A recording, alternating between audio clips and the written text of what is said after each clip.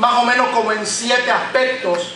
Esas palabras pueden ser más, pero esas palabras que pudiéramos nosotros sin querer, queriendo, por así decirlo, o en algunas ocasiones, con toda la intención de alevosía, utilizar ese instrumento para no ser un instrumento de bendición. Y el apóstol dice, tenemos que tener cuidado, porque hay palabras que son vanas y ligeras, hay palabras que no tienen contenido, y nuestro hablar tiene que ser con contenido. Proverbios 29:20 dice así: ¿has visto hombre ligero en sus palabras? Más esperanza hay del necio que de él. Hay que tener cuidado con eso. Hay que tener cuidado con las palabras irritantes. Proverbios 15:1, que dice: la blanda respuesta quita la ira, más la palabra áspera hace subir el furor. Tenemos que tener cuidado con la palabra irreverente y las palabras irrespetuosas. Dice Malaquías 3:13 de la siguiente manera: vuestras palabras contra mí han sido violentas, dice Jehová, y dijiste, ¿qué hemos hablado contra ti? Tener mucho cuidado con la manera en que muchas veces nos dirigimos hacia Dios. Algunas veces somos irrespetuosos. Yo me he cuidado de decir muchas veces cuando vamos a la cena: este es un momento de alegría, de gozo, pero venimos con reverencia ante el Dios Todopoderoso, con carácter de respeto, de saber quién es quién ante Dios. Y muchas veces nuestras palabras, sin querer queriendo o queriendo también, carecen del sentido de dignidad para mi semejante, para mi hermano y para mi hermana. Y obviamente la palabra y la pregunta, por eso no me gusta decir a los hermanos que vienen por primera vez, visita a la iglesia, porque suenan frío y distante. Me gusta decirle hermanos, porque primos y hermanos separados la adquirieron otras y otros. Y el legalismo le encanta utilizar el separatismo como elemento de promoción de unos que son más altos que otros y más espirituales que unos y que otros. Por lo tanto, la palabra irrespetuosa no puede estar en nuestro vocabulario. El mundo adolece, vive 100% día tras día con una palabra irrespetuosa hacia todo lo que hay al frente.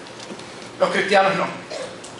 Nosotros nos cuidamos de esa palabra irrespetuosa, nos cuidamos de esa palabra seductora, de una palabra que está cargada con otro matiz, con una segunda agenda. Y dice Colosenses capítulo 2 y verso 4 de la siguiente manera: y esto lo digo para que nadie os engañe con palabras persuasivas, con manipulación, con una verdad y una mentira a la vez. Cuidado con eso.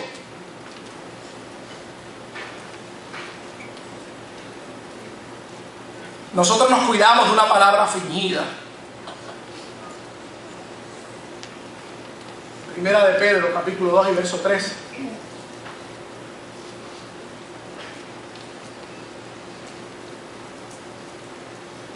Si es que habéis gustado la habilidad del Señor, posiblemente se quedó algo más ahí. Nos cuidamos de eso. Y finalmente nos cuidamos de las palabras infladas y arrogantes.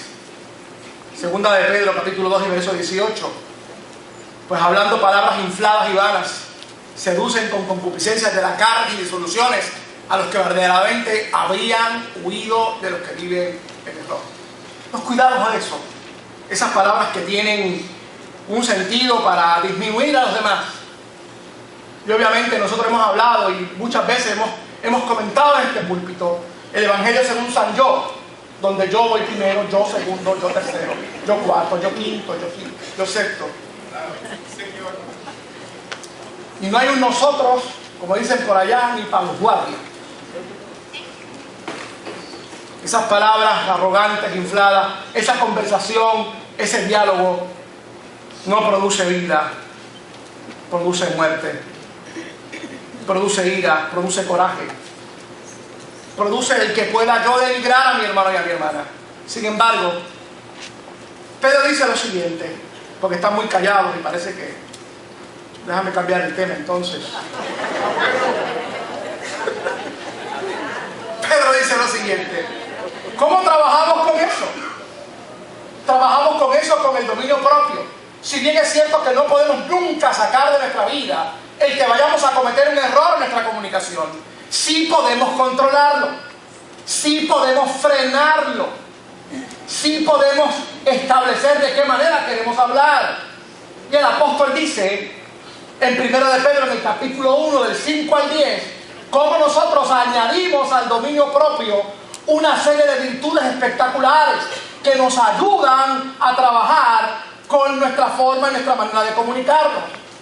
Si nosotros queremos ser una iglesia efectiva, si nosotros queremos trabajar con nuestros vecindarios y tener vecindarios efectivos, si nosotros queremos trabajar con nuestras familias y lograr que vengan a la iglesia, si nosotros queremos trabajar con nuestros compañeros de trabajo y lograr hacer una transformación en ese lugar laboral donde estamos, nosotros tenemos que aprender a hablar verdad. Tenemos que aprender a hablar de acuerdo a lo que el Espíritu Santo ha puesto en nuestra vida. Amén. Yo le decía a un amigo mío, yo creo que el Espíritu Santo para mucha gente se fue de vacaciones y solamente lo utilizan para experiencias únicas en particular o para su vocabulario religioso. Pero el Espíritu Santo está ahí para darte todo lo que tú necesitas. Amén. Para vivir para Dios. Amén. Recuerda lo siguiente: no hay ningún postulado filosófico, político y económico que pueda cambiar la realidad vigente de su vida. No es más chavo lo que va a cambiar la realidad de la vida. No es más chavo. Otra vez, no es más chavo. Por última vez, no es más dinero.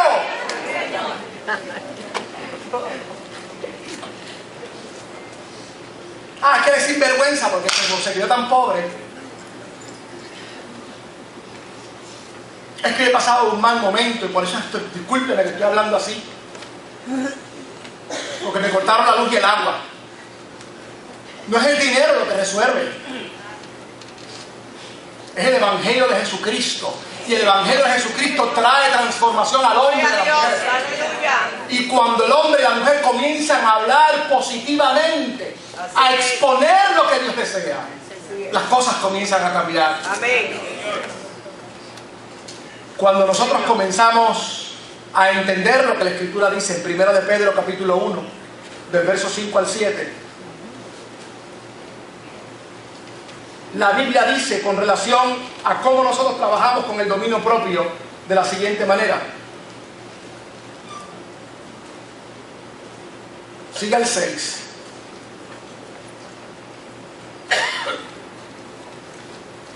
Te dije el verso mal. Pero la Escritura dice que cuando nosotros queremos tener dominio propio, nosotros tenemos que hacer un conglomerado de cosas. ¿Me explico? Hay gente que dice, pero ¿y cómo yo adquiero dominio propio para poder hablar mejor, para poder comunicarme mejor? Es que a mí me enseñaron en casa a comunicarme así. Usted no sabe, pastor, que en casa hablaban con 40 palabras malas y una palabra bien. En mi casa es que a mí nunca me hablaban. Por eso es que yo soy así seco, que no hablo. Si a mí no me hablaban, a mí lo que me decían era 4 bofetadas y una palabra. Sin embargo, la Biblia dice que para tú poder tener dominio propio y entonces poder alcanzar lo que vamos a hablar ya mismito, tienes que añadir paciencia, tienes que añadir benignidad, tienes que añadir a eso el dominio propio que va a llegar y tienes que terminar eso con afecto fraternal. Entonces viene el dominio propio. Porque esto no se trata de filosofía griega. La filosofía griega trabaja con el estoicismo. Me quedo callado y yo ahora no hablo con nadie para no ofender a nadie. Solamente digo lo necesario. Eso es estoicismo griego, no es cristianismo.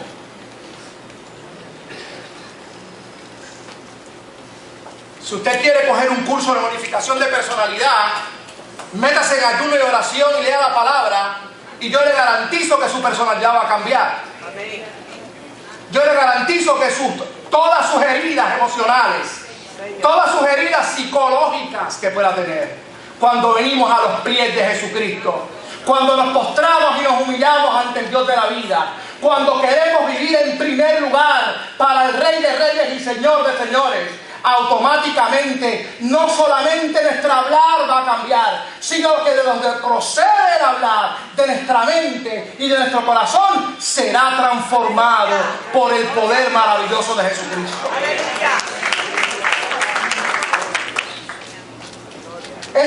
hablar sencillamente. Esto no es algo mecánico de lo que estamos hablando aquí. Esto tiene que ver con todo lo que somos nosotros. Por eso la Biblia nos invita entonces a hablar con carácter. Dice la Escritura en Mateo 5, el verso 37, de la siguiente manera: pero sea vuestro hablar sí, sí, no, no, porque lo que es más de esto, de mal procede. Hablemos con carácter, hablemos con seguridad. Amén. El mundo necesita escucharte hablar a ti con carácter. En este tiempo en que vivimos, el tiempo de confusión, tiempo de dolor. Nuestras familias necesitan escucharte hablar con carácter, establecer pautas con carácter. Nuestro hablar tiene que ser con respeto. Colosenses 4, el verso 6 dice de la siguiente manera: sea vuestra palabra siempre con gracia, sazonada con sal, para que sepáis cómo debéis responder a cada uno. Eso es como una palabra con sentido, una palabra con respeto.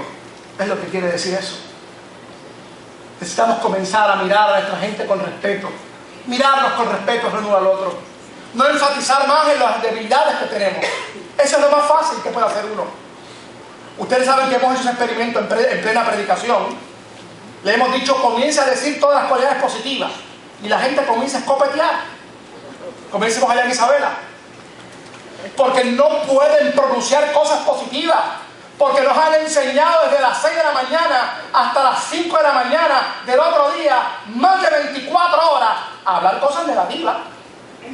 ¿Cuándo usted ha escuchado un programa de análisis que tenga cosas positivas? Ninguno. Todo es crítica, todo es negativo, y lo hizo mal, y lo hace mal aquel, y vuelve y lo hace malo, y mañana lo hará malo, y el siglo XXIV también lo seguirá haciendo malo. Le voy a decir un secreto, no se lo diga a nadie. Mi padre marcó mi vida para el ministerio, porque yo le dije: ¿sabes qué? Tendría como 10 años, yo voy a ser gobernador de Puerto Rico. Y me dijo: ¿qué? Muchachos, si mejor que gobernador de Puerto Rico es ser un príncipe del Señor, un ministro del Señor. Pero yo siempre le tenía, pues me gustaba ese tema, y hablaba con él, y me decía: ¿sabes algo, Ariel? Aprende esto. Toda persona que llega a una posición para servir, no puede tener todas las malas intenciones que la gente le da. Así que cuídate, porque eso no es bíblico. Y nosotros caemos en ese pescadito, en ese juego. Porque como aquí todo el mundo es analista político, aquí todo el mundo es analista económico, comenzamos con una falta de respeto a hablar de todo el mundo, óigame, con una facilidad. Como decimos allá, como comerse un chicle. Eso es como tan fácil, faltarle respeto a cualquiera. La Biblia dice que nosotros tenemos que hablar con respeto. Si queremos tener un país de altura, si queremos dejarle a nuestros hijos un país que puedan mirar de frente al sol y de cara a Dios, tenemos que comenzar a mirarnos los unos a los otros con respeto. Así es. No podemos mirarnos con desdén, no podemos expresar en nuestro vocabulario una falta de respeto a mi compañero, a mi hermano, a los pastores benditos de ellos. Les dan como pillo y película, usted no tiene idea. Una falta de respeto, querido. Tenemos que tener cuidado con eso. Dios nos manda para que hablemos con respeto. Amén. Escuchando en una conversación, predicación, al pastor Claudio Frexon con el pastor Dante.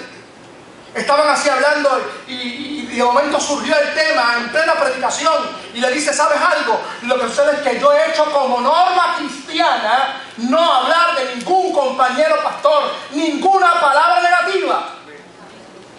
Y ahí automáticamente el pastor Dante, que había sido pastor asociado del pastor Claudio Frexon, pastor de una iglesia espectacular en Argentina, le dice: eso es cierto, yo he ido a comentarle algo negativo de otro compañero pastor o algo negativo, y el pastor me ha dicho: por favor, no. Esta disciplina espectacular. Imagínense eso, que mañana ustedes vengan con un chisme de eso, bien chévere, que ustedes ese repertorio, hay gente que tiene un repertorio de chisme, que lo tiene aquí en el bolsillo. Entonces, ¿sabías tú, fulano, que no? Y cuando sacan ese repertorio de chismes y de cosas negativas, usted le dice, un momentito, vamos a cantar un corito aquí en la fila del banco. Alábale. O vamos a leer un salmo. Vamos a leer una poesía. Suena muy cursi, ¿verdad? Pero por eso el país está como está. Por eso cuando usted lo mira, ¿qué pasa? ¿Qué pasa? Usted lo está mirando. No, lo que estoy mirando es al lado suyo, que hay una persona que se está cayendo. Ah, yo creo que era a mí. Yo creo que era a mí. Por eso es porque lo hablamos con respeto.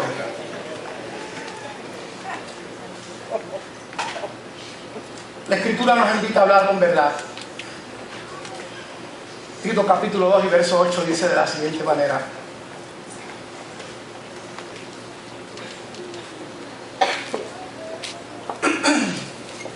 La Escritura dice así. Tito capítulo 2 verso 8. Palabra sana y reprochable, de modo que el adversario se avergüence y no tenga nada malo que decir de vosotros. Esta palabra de verdad. Vamos a hablar con verdad. Necesitamos hablar con verdad. El país necesita escuchar la verdad. Nuestra familia necesita escuchar la verdad. La iglesia necesita hablar entre ellos verdad. Palabras edificantes. Efesios 4, 29. Ninguna palabra corrompida salga de vuestra boca, sino la que sea buena para la necesaria edificación, a fin de dar gracias a los oyentes. Para edificarnos unos a los otros. Hermano, hay tanta cosa espectacular que hablar, hay tanta cosa edificante que hablar. No es que esto tiene que estar hablando de la vida todo el tiempo, no es eso. Hay tantos avances de la tecnología. Hoy tenemos tanta información en el teléfono, tanta cosa positiva que hablar. Si en vez de hablar de un chisme, hable de cocina, hable de pintura, qué sé yo. Hable de mecánica. Hable de otra cosa, cosas edificantes, cosas que edifiquen. Hable de salud, que está de moda, de rebajar, qué sé yo, hable de eso. Pero no critiquen, porque usted es tan gordo, lleva como 4 años en ese mismo peso, cada vez con la barriga más grande. Cuando la gente no me lo diga, porque sabe lo que le voy a decir. Hable palabras edificantes. Porque hay gente que le encanta eso. Como vieron que ellos rebajaron rápido, oye, pues glorifica a Dios y dado para adelante. Ora por mí para que ocurra un milagro. Dios mío. Eso está de moda, pero hable positivamente. Nene, te voy a enviar esto, ¿sabes? Te voy a dar, qué sé yo, te voy a cocinar esto, te voy a regalar mi té. Positivamente, no negativamente.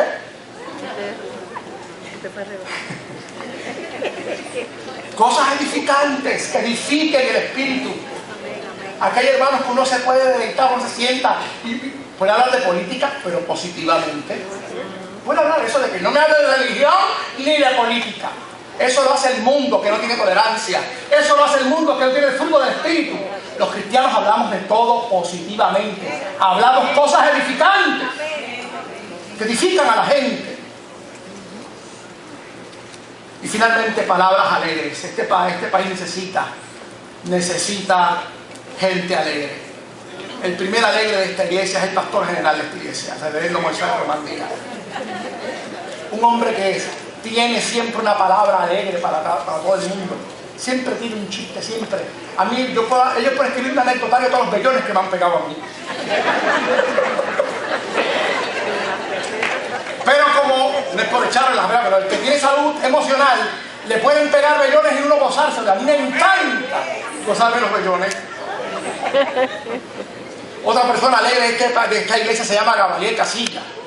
Siempre tiene un chiste, siempre tiene una alegría, siempre tiene. Y pudiera seguir mencionando gente.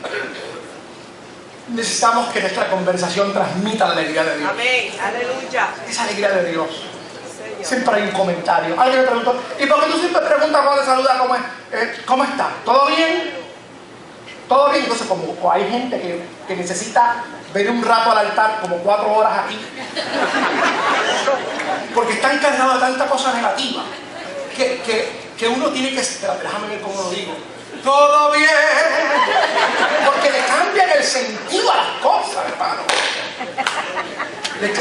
Una cosa que tiene una especialidad. ¿Por qué tú me estás diciendo que está todo bien? ¿Tú me dejas bien algo malo, no, mi hijo, es que yo saludo a todo el mundo así, bendito. Todo bien, ¿sabes? Porque es una forma de uno relacionarse con la gente, de ver cómo tú estás, de ser empático contigo, de poder trabajar contigo. Hay gente que no saluda a nadie, hermano, a nadie. Si Jesús estuviera de frente y lo saludaban, le pasaban por el lado, sigue, sigue. No saluda a nadie, hermano, no hay una palabra de alegría. Es como que siempre vive un eterno problema, como en 20.000 cosas, como una aflicción totalmente. Y no pueden decir Dios te bendiga, bendiciones, hola, buenos días, ¿qué tal? ¿Cómo está? Hola. Por ahí hay un papelito que dice 101 maneras de poder uno agradar a un niño. 100 maneras de uno poder decir cosas positivas a nuestros niños. Qué lindo, qué bien lo hiciste, wow, tremendo. Una vez alguien me dijo, yo saliendo de aquí, yo le digo, papito, ¿cómo tú estás? Me dice, te voy a decir una cosa. Yo tengo más de 50 años para que me estés diciendo papito. ¿Okay? Más de 50 años. Yo te agradezco que tú me saludes, pero no me voy a dejar decir papito. Yo, ok. Yo aproveché que se dé la vuelta y digo, Dios te bendiga, papito. Óigame. Tenemos que agradar. Tiene que haber una palabra alegre. El último verso que leemos dice, la palabra de Cristo mora en abundancia en vosotros, enseñándoos y exhortándoos unos a otros con toda sabiduría, cantando con gracia en vuestros corazones al Señor con salmos e himnos y cánticos espirituales. El pastor Orlando y este servidor siempre pasamos cantando por ahí. En el banco lo conocen porque él canta. Siempre estaba cantando. Entonces la gente cristiana me pregunta, pastor, está como que contento. Y yo, ¿qué tú me dices? Pero si es que esa es nuestra manera natural de ser. Quien se puede extrañar de eso es el mundo. Tú no.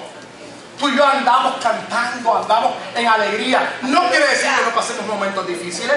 No quiere decir que no estemos tristes. No quiere decir que de vez en cuando uno, ¿verdad? Como que la cosa no camina, pero la tiene que empujar.